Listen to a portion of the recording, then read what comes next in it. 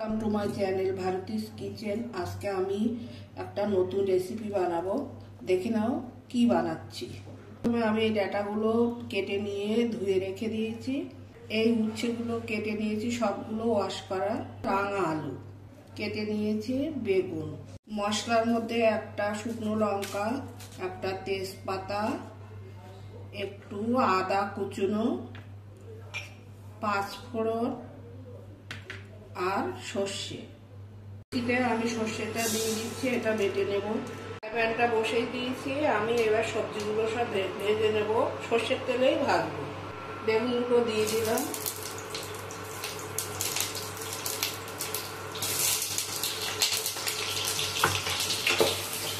লাল আলুগুলো দিয়ে দিলাম,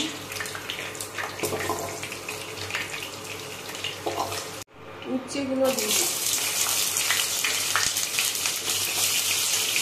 ডাঁটাগুলো ভেজে নিচ্ছি।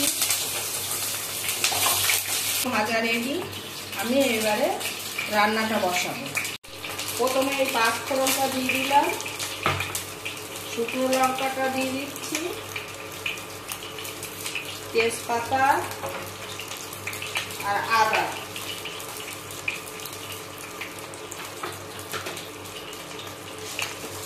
একটু ভেজে নেব।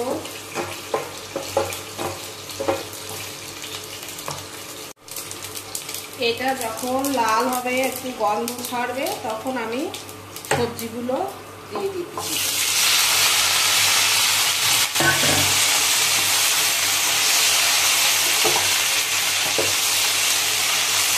জলটা দিয়ে দিচ্ছি।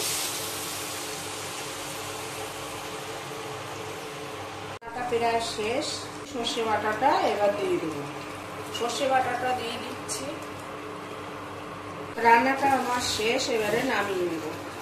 নামিয়ে নিচ্ছি।